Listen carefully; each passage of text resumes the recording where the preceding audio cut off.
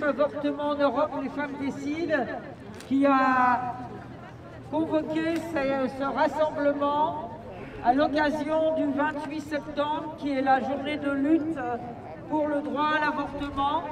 Alors qu'est-ce que c'est que le collectif Avortement en Europe, les femmes décident? C'est un large collectif unitaire qui comporte des associations féministes. Je peux vous dire quelles sont les associations qui ont signé l'appel d'aujourd'hui par ordre alphabétique.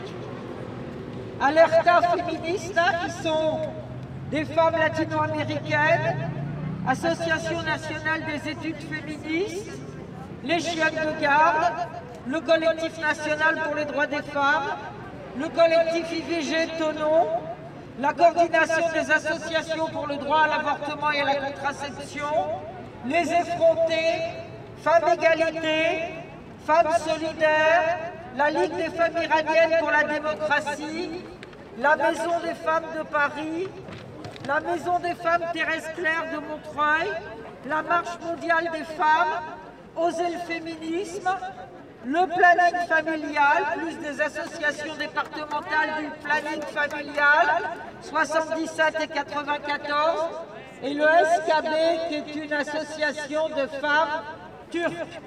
Donc voilà, il y a d'autres associations qui sont dans le collectif Avortement, les femmes décident.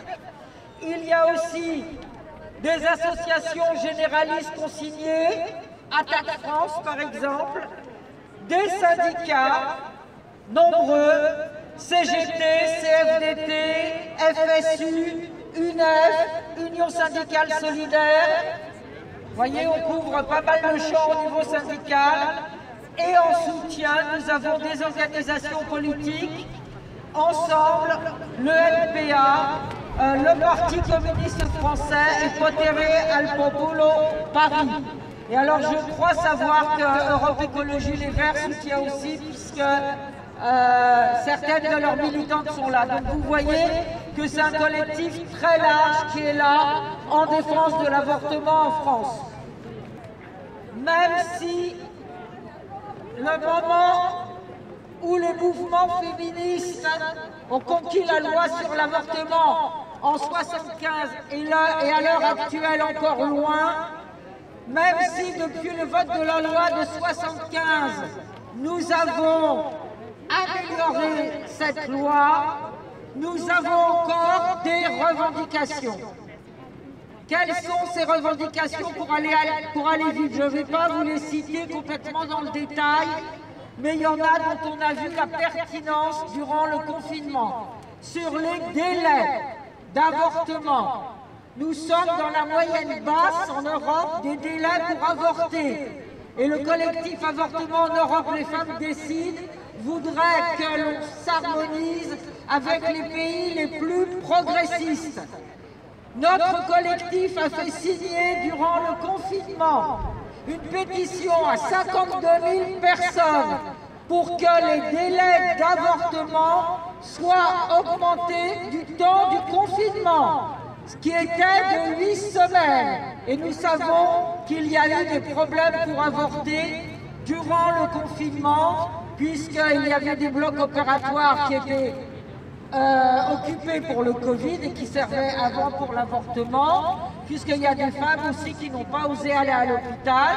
Le gouvernement a lâché sur une seule chose, et encore provisoirement, sur l'IVG médicamenteuse à domicile, qui était possible non plus de 9 semaines, de 7 semaines, mais sur 9 semaines. Voilà ce que nous avons obtenu. Première chose donc sur les délais. Deuxième chose sur ce qu'on appelle la double clause de conscience. Vous savez que tous les médecins, pour pratiquer des actes médicaux, ont une clause de conscience. Tous les médecins sans exception. Et c'est normal. On peut refuser de faire quelque chose qu'on trouve contraire à sa morale. Ça peut être de l'eugénisme ou des choses comme ça, pour vous donner des exemples négatifs. Et c'est normal que cette clause de conscience existe. Mais sur l'avortement, nous avons une autre couche de clause de conscience. Il y a une clause de conscience spécifique à l'avortement, qui a été instauré en 1975 et qui est un compromis avec les forces qui étaient contre l'avortement pour faire adopter l'avortement. Mais on n'est plus en 1975, on est en 2020. Et cette double clause de conscience n'a plus rien à faire. Alors vous allez dire, mais pourquoi vous vous effrayez?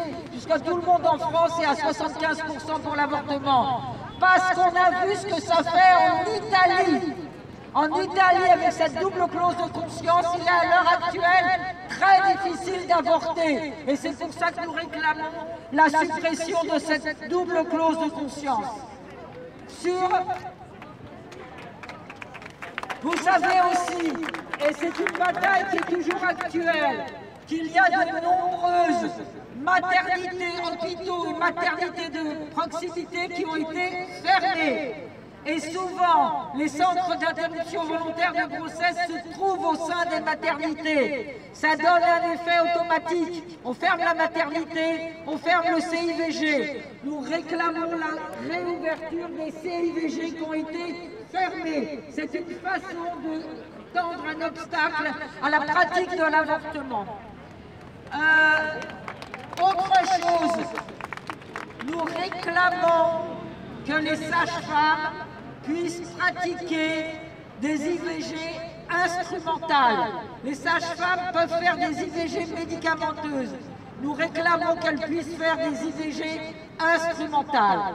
Nous réclamons aussi que les femmes puissent choisir leur méthode pour avorter. C'est-à-dire qu'à l'heure actuelle, on étend de plus en plus l'IVG médicamenteuse. C'est aux femmes de choisir la méthode qu'elles veulent et pas aux médecins de leur imposer. Dernière chose, et nous avons encore pas mal de revendications, la loi de 2001 sur l'avortement instaure toujours, elle n'est pas abrogée, 3 heures d'éducation sexuelle par an et par niveau à l'école. Elle n'est absolument pas appliquée. Alors c'est une mode en France de ne pas appliquer les lois. Il faut que la loi de 2001 soit appliquée, que ces 3 heures d'éducation sexuelle par an et par niveau soient effectivement faites à l'école.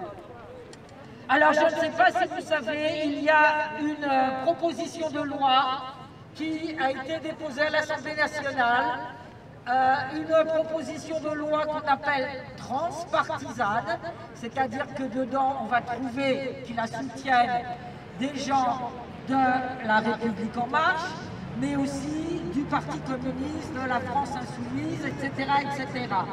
Cette proposition de loi comporte 2 articles. Le premier, c'est l'augmentation des délais de 2 semaines. Le second article, c'est la suppression de la double clause de conscience.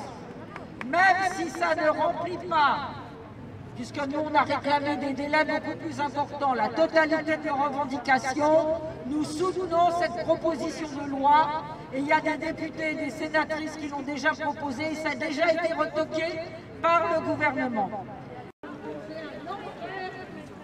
On voit qui veut la